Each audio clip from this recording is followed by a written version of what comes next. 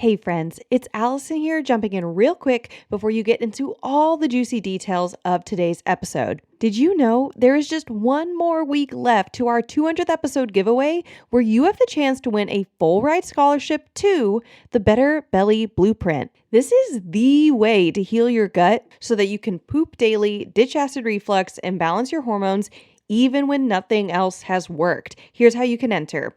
Leave a rating and review on the Better Belly podcast on Apple Podcast or Spotify between now and May 29th. Take a screenshot of that rating and review, then go to betterbellytherapies.com/giveaway and fill out our 200th episode giveaway form. You will automatically receive an email with a code for $200 off the Better Belly Blueprint, which you're going to get as soon as you send in that form. And then a full scholarship winner is going to be announced on May 30th and messaged by email. If you win, you're going to win a full scholarship to the Better Belly Blueprint. And if you don't win, you can still get $200 off, which is 20% off of the Better Belly Blueprint if you join by May 31st at midnight. So go ahead and leave a rating and review. Get that giveaway form filled out at betterbellytherapies.com/giveaway, and you can finally end your constipation, acid reflux, and PMS for good. Are you tired of hearing that your lab results look normal when you don't feel normal? Do you find yourself constantly Googling causes for bloating or natural constipation remedies?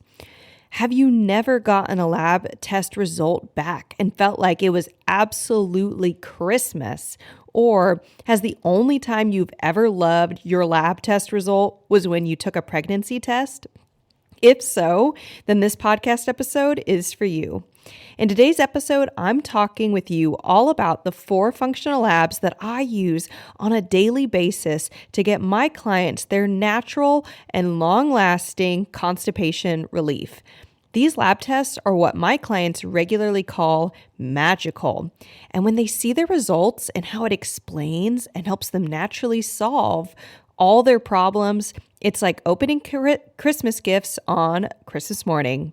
Don't believe me? Wait to the end of this podcast and find out what 2 podcast testimonials episodes I recommend you listen to hear the amazing transformation stories of 2 women I worked with who were stuck with constipation and bloat. Are you ready to have a happy relationship with poop again? Let's dive in. Welcome to the Better Belly podcast, where we find freedom from food restrictions, we increase energy in our lives, and we begin to feel more healthy and vibrant than ever by finding the root causes of our health problems. My name is Allison Jordan. I'm a marathon runner, functional medicine health coach, certified craniosacral therapist, gut health nerd, lover of Jesus, and owner of Better Belly Therapies, a clinic based in Ann Arbor, Michigan that works with both virtual and local clients to help them achieve the best health of their life. I am here to walk with you on your journey to a better belly and a better life. We're going to go beyond popping a probiotic and just checking out our poop. In this show, we are going to go deep into gut transformation strategies that last for your entire life. If you are ready to feel your best, get ready to roll. You are in the right place. And just as a reminder, this information is not meant to diagnose, manage, or treat disease. Always consult with your own health practitioner before you make any changes to your health.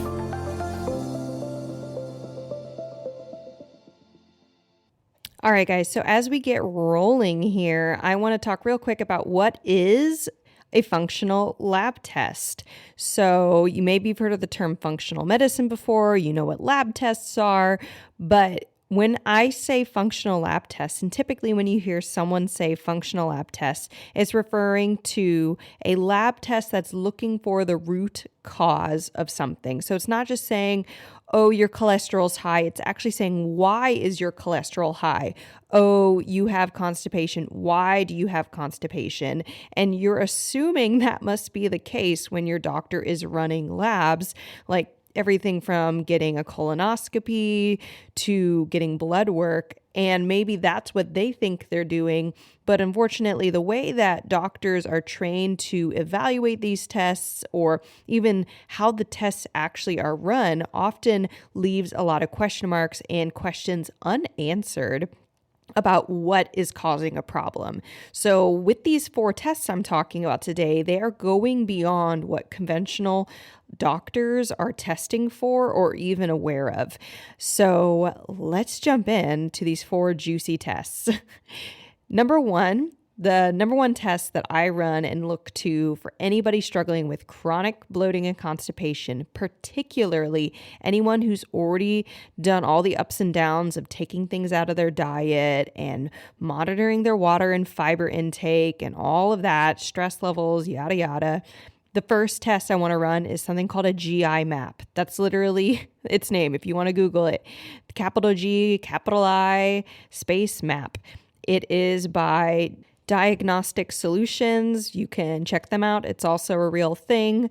And how does it differ from the lab testing your doctors or conventional doctors might be doing?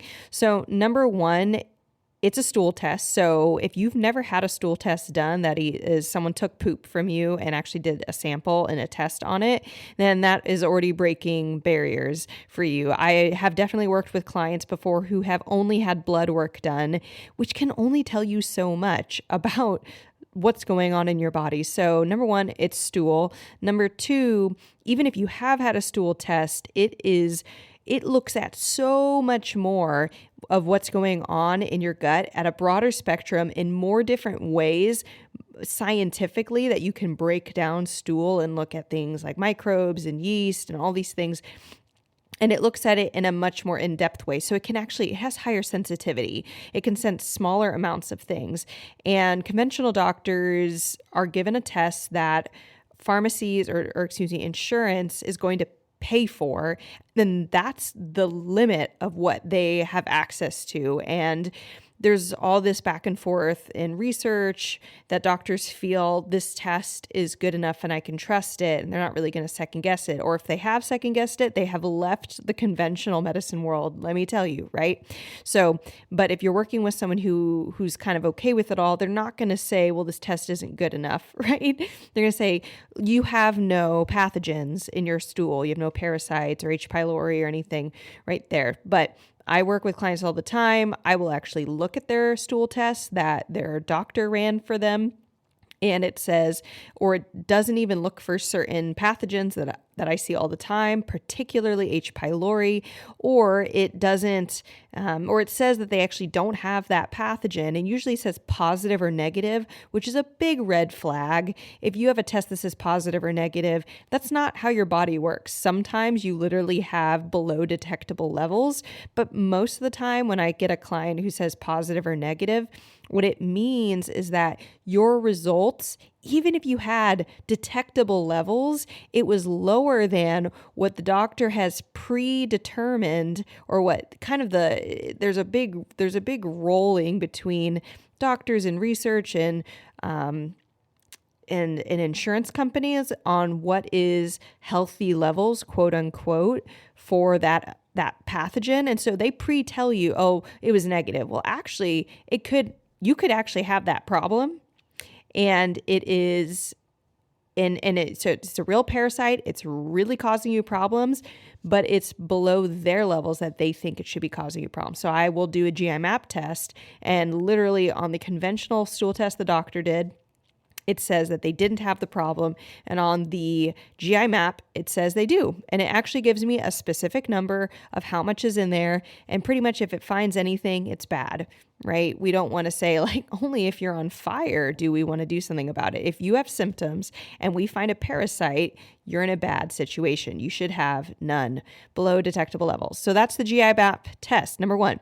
Number two, it's called a Dutch test, capital D-U-T as in Tom, C as in cat, H as in Harry, Dutch. Like Dutch muffins, Dutch waffles. There's some Dutch food out there. Think Dutch. It is a hormone test for sex hormones and for adrenal glands, and also has some other helpful markers on there. And you might be wondering why a hormone test and why this test didn't my doctor test for my hormones in my blood. So this is a urine-based test. It's something you can do at home. By the way, the GI map is something you do at home. And you do this Dutch test, you take some urine sample, and it is, again, far superior than any blood work you're ever going to get for hormones. Couple reasons here. There's actually like a whole list, but a couple highlighted reasons. Number one, when you do the Dutch test, if you're a menstruating female, that is, you are not peri or postmenopause or premenopause or pre-menstruating, so super young, before you hit puberty, then you take this test at a very, very specific point in your cycle. And this gives us way more data than, if you get told to, I've had clients get blood work for their hormones literally the day of their period, which is going to be when your hormones should be the lowest. And that tells us nothing about how high they get and how fast your body detoxes them. All sorts of stuff. It's generally not a great day to test for hormones on the first day or second day or third day of your cycle. So all that being said, conventional medicine doesn't care what day your hormones are. They treat you like a man when you are in fact a woman and have very different rhythms and very different unique little things about you that should be considered when testing. So the Dutch test tests at an optimal point in your cycle, day 19 through 22 of the cycle. And it also looks for how your body detoxes estrogen. Pretty much how it converts testosterone into other forms of testosterone. Is it converting testosterone into estrogen, which happens for men and for women? And if it's happening too much, causes low testosterone and high estrogen. Do you have a low progesterone? Are your adrenal glands out of whack? And this is way better of a test for adrenal glands. It tests for 4 different points in the day, how high and low things are. So maybe you have good cortisol levels and adrenal gland hormone 4 points out of the day, but 1, it's horrible. We can learn something about what's going on in that one section of the day that's making it drop. So these can all be clues as to what's going on. It also has a melatonin marker, which can give insight into things like your gut, because your gut produces 80% of the melatonin in your body. Mind blown. Super helpful test. Moving on, and that's not even everything. I'm just trying to tell you these tests here, y'all. Third test I test for, always, the HTMA test, stands for a hair tissue mineral analysis. It is a hair sample, also done at home. Why a mineral test if you have bloating and constipation? Because, and this is a really condensed summary, the minerals are the spark plug of your body. So if you are having problems with anything like cellular metabolism and thyroid health and sluggish movement of your bowels and contraction of your muscles, and you're experiencing joint pain and muscle stiffness and foggy headedness, you are, and of course then therefore constipation, because your actual smooth muscle of your gut can't contract very well because you're lacking minerals that would help give them the energy to contract. You're missing these spark plugs that will give you just the basic necessary fuel that you need to actually process everything that you're eating. It's the fuel that lights up the fuel, aka the spark plug that lights up the food that you're eating, so you can actually do something with it and move it along and it not get stuck and basically ferment in your gut and cause all this extra gas and bloating and sluggishness that results in that bloating and constipation. All the time I run hair sample tests, and we also find heavy metals in people. Mercury and aluminum are the most common ones that I'm seeing. Really, really high calcium levels, which is a whole other podcast episode, but causes massive problems when it comes to joint pain and muscle pain. And if you have high calcium on the HTMA, you do not want to be taking calcium supplements, which many people are, because it's either generally recommended, like, oh, I've heard it's healthy. Well, it's not healthy for you at this moment. And we kind of dig into that. So mineral test, massively helpful. Once you balance minerals, get rid of heavy metals, you start to poop better. It's just how it is. Also, I didn't cover it. Why a hormone test for pooping? Number one, if you can't detox estrogen, you're not pooping. And if you're not pooping, you can't detox estrogen. And I want to know where your estrogen levels at in particular. That's something I care about a lot. As a practitioner, I found it is a super important marker, but I specifically want to know, how are you detoxing the estrogen, which you cannot, let me say that again, you cannot find that with blood samples of estrogen. And then also when it comes to cortisol, I am not just thinking about, it's a stress hormone, right? I'm not just thinking about, are you stressed at work? Everyone's stressed at work. Everyone's stressed with their kids. Everyone's, right? Like, let's be realistic. Like, life is stressful. What I want to know is, how is your body handling it, and where are potential healing opportunities in your cortisol rhythms, in your cortisone, and in your melatonin, and all these different things. Is your sleeplessness because of melatonin? Because a lot of people who also have bloating and constipation are waking up between 2 to 4 a.m. or can't fall asleep or can't stay asleep. There's a lot of sleep problems mixed into all this stuff, and you've maybe never thought of them as being connected, but they are, because melatonin is made in the gut. And I want to know, is it melatonin causing your sleep problems or something else? Because there's like 20 other options, and I'm trying to weed out what these things are. And then lastly, the fourth test is a food sensitivity test. And there are two that I primarily work with. The very first one that I typically start with is called the MRT, capital M, capital R, capital T, stands for mediator release test.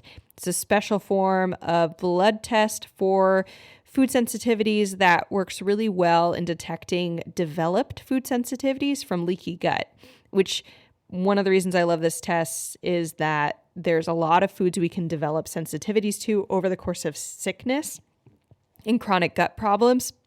And I want to know which ones those are as fast as possible, so we can temporarily get them back out of the diet and then put them back in at the relevant moment.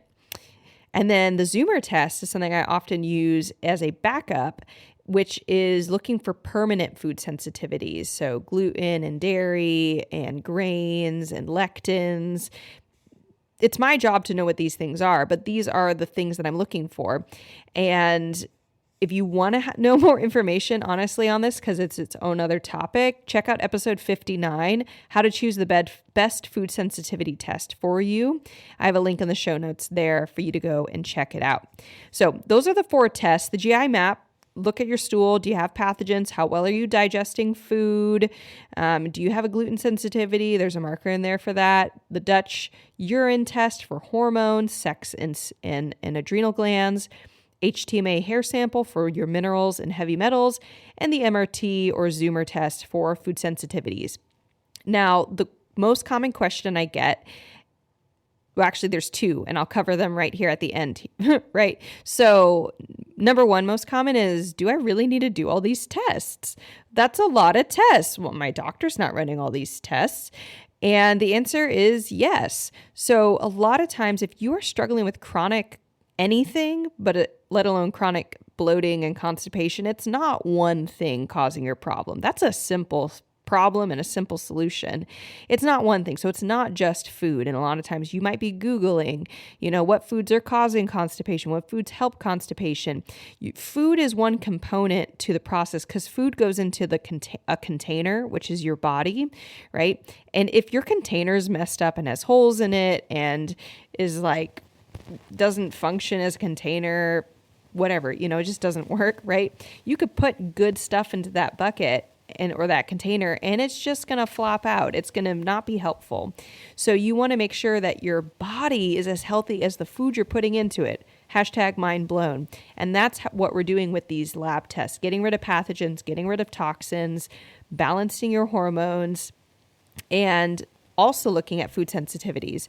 So one thing I like to one way I compare this, if this is a helpful metaphor or visual, if you have a car that's missing one wheel, missing a spark plug, and missing gas for the engine, so like gas you get at the gas station, can you fix one of those things in the car run?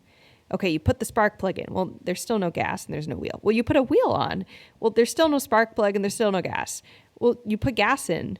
Well, there's no wheel and there's no spark plug. Like, if you put two of those things in, does it work? Okay, gas and a wheel. Well, no spark plug. Like, people have that all the time. You jump in your car, it's too cold outside, whatever's going on, and your spark plug can't light your gas. Great, nothing's happening. So yes, you need all these tests because they all provide valuable pieces of information that actually move you forward in your health. So you can stop guessing at what foods are causing you problems or feeling like it's your fault that you feel bad, or all this just nonsense and wondering and a lot of oscillating and vacillating and pain and frustration and devalidation that just comes with sitting too long on a problem and not getting enough answers. So when we put all these 4 tests together, again, my clients say it's like Christmas. All the lights go off in their head. They see all the sources of their problems, and now they have a clear plan that I help create for them so that they are no longer wondering. So the second most common question I get is, where do you get these tests? Most of these tests, I'm pretty sure all of them, you can't get direct from buyers, so a lab won't sell them to you. Maybe that's not true at this point for one of them or something, but that's typically what goes on. You're not going to get it from your conventional doctor. They don't know what these tests are. And even if they do, even if they like these tests, insurance does not cover for them. So that is not within their realm of possibility. Where I would recommend, number one, I would love to help you get these tests. Join the Foundations program waitlist. These are the tests I run in the Foundations program, these and more, if relevant, if necessary. Go to betterbellytherapies.com/waitlist or click the link in the show notes. And I would love to work with you. And I'm on a wait list because I only work with a certain number of new clients every month. And some months I don't have any space. And so join the wait list and I will let you know via email whenever I have new slots open. And then lastly, you could possibly get these tests from a functional doctor or other functional sort of practitioner, but every person's different on what lab tests they run. And so I'd say ask them, interview them. Do you use any of these tests? Why or why not? Everyone has their reasons. But I do work with a lot of people who come to me after working with an integrative doctor or a functional doctor, and they still have problems. And I run these tests and we'd find their solutions. And it's just discouraging that they had to go through an expensive or long process working with someone else and not getting results. So the client testimonials that I recommend you check out if you want to learn more on these lab tests and how they've helped clients like that I've worked with constipation, check out episode 117 and 6 years of constipation in 1 month. And another great episode on the longevity of this work is episode 96, How to Permanently Heal Your Gut, with my client, Abby Herman. And that is her 1 year later testimonial. Okay, guys, that is it for today's episode. I hope it was helpful for you and insightful and gave you some tactical, practical things that you can be looking for and thinking about as you pursue your gut health. If you are looking for someone to work with to help you find the root cause of your bloating and constipation, then again, I want to invite you to join the Foundations program waitlist. Go to betterbellytherapies.com/waitlist or click the link in the show notes and join there. If you love this podcast episode, then I want to give you some good news. We have even more coming down the line. Subscribe so you never miss a beat. Other ways you can stay in the conversation is by following me on Instagram at betterbellytherapies. I would love to connect with you there. Otherwise, I hope you guys have a great week, and remember our motto: miracles are immediate, but healing takes time. Catch you guys next week.